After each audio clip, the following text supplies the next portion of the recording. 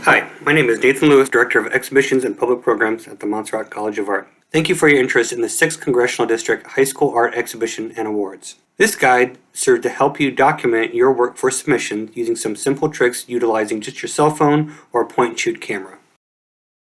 When talking about documentation, light is the key factor. In fact, I love this quote from George Eastman of Eastman Kodak, where he says, "Light makes photography. Embrace light, admire it, love it, but above all, know light. Know it for all you're worth and you will know the key to photography."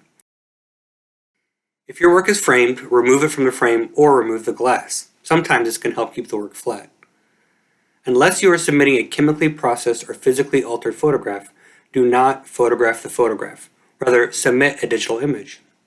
Similarly, unless submitting a physically altered piece of digital art, do not photograph the print. Submit the digital file. Unless part of the conceptualization of the piece, make sure the work is flat and clean. The camera will pick up everything.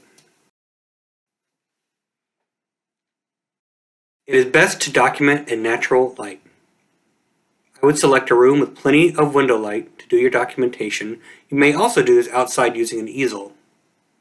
Avoid using primarily overhead lights for illumination, because often the overhead lights are different colors than the natural light and can skew your documentation and create distorting shadows and undesired colors.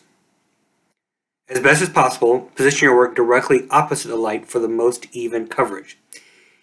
However, if you want to highlight texture, position the work askew from the window. Be aware of anything reflective on or near the piece because it could create strange shadows or highlights. Also be aware of perspective. It is important to have your camera perfectly parallel to the work. If possible, use a tripod and make sure that your work is affixed to a straight place. You can see in these examples where, in the example to the upper left, the camera is low, causing a distortion for the perspective of the piece. Example to the right, the piece is tilted, again causing distortion. And of course the example at the bottom, where the camera is tilted to cause a distortion. Make sure the works and your camera are parallel. You can see here, this is a straight-on shot of this piece, versus here, where you see some strange distortions caused by either the camera not being straight or the piece not being straight.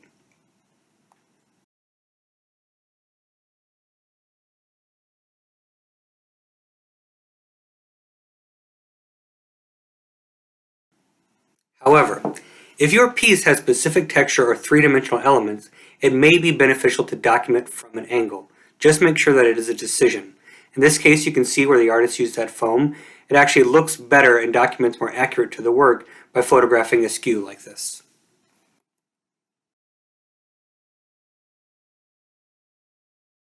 Here are some simple tricks that you can do on your cell phone or using basic editing tools on a computer.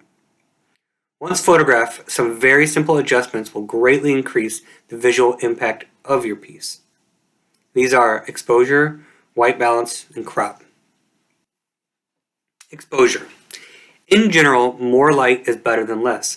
However, if you have work with high contrast, which means bright highlights and dark shadows, this will be challenging. Choose the most important part of the work and adjust for that. What that means in practice is, if the piece is overexposed, the highlights will be blown out and distorted. If it is underexposed, the shadows will be completely lost.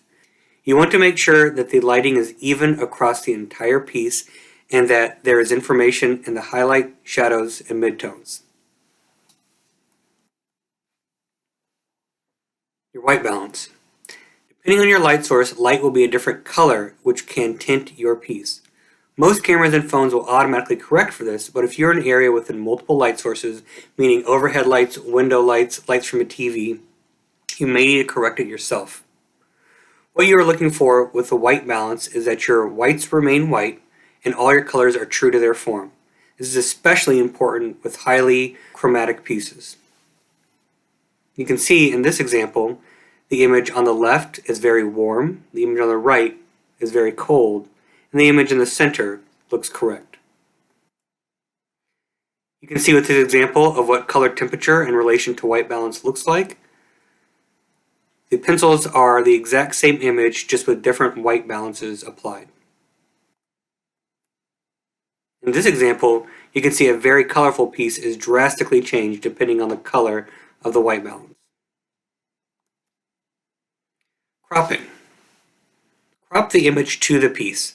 Unless you are showing context or an installation, the piece should be the only thing in frame. However, make sure you do not overcrop. You can see an example on the left that the wood behind that piece is actually distracting for the viewer.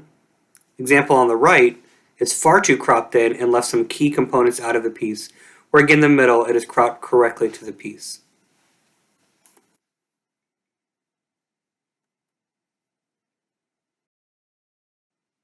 Here are some not successful crop examples.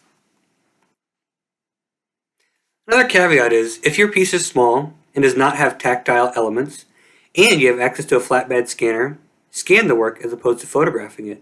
You can see here with these simple pen and ink drawings that the scanned work has a much better resolution and much better rendering than the photographed hand-drawn piece.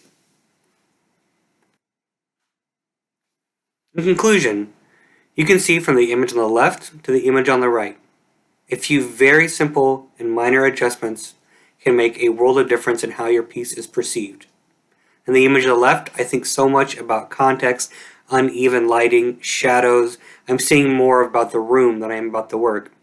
On the image on the right, all I'm thinking about is the work and the artist's desires. Thank you.